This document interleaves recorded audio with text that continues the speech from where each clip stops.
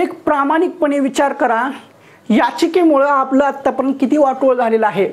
आपल्या समोर ज्वलंत उदाहरण होतं हो, 2017च्या शिक्षक भरतीचं ज्वलंत उदाहरण आपल्या समोर होतं।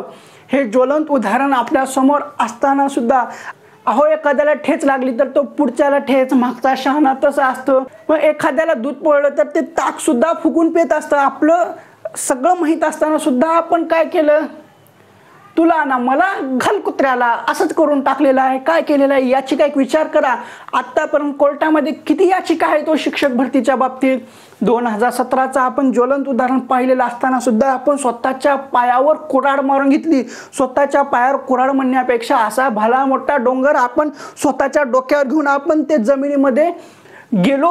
अशी एक दलदल होती, त्या दलदल बुजवायची आपल्याला माहिती आहे। दलदलीमध्ये जायचं नाही, पण आपण स्वतःच दलदलीमध्ये उडी मारल्या आणि दुसऱ्याला सुद्धा त्या दलदलीमध्ये यायला लावला आणि त्या दलदलीमध्ये सगळेजण बुडून चाललेले आहेत। किती याचिका आहे तो विचार करा।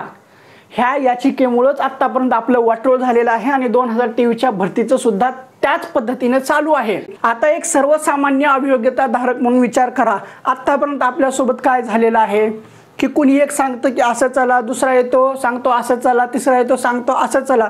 मग असं करत करत आपण इधर चला मैं उधर चला, न जाने कहां किधर चला अशी गोष्ट झालेली आहे। आणि या सर्व प्रवाहामध्ये आपण भरकटत चाललेलो आहोत आणि आपला एरंड्याचा गुराळ गाळ्यासारखी गत झालेली आहे। एरंड्याचा गुराळ त्याला चवनच होता तसं झालेलं आहे।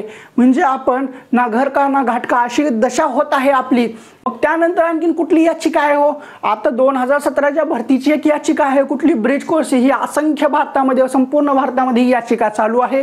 ह्याचा निकाल काय यायचा पत्ताच नाहीये। मेरे करण अर्जुन आएंगे, मेरे करण अर्जुन आएंगे, ब्रिज कोर्सचा निकाल आहे का, तसं चालू आहे।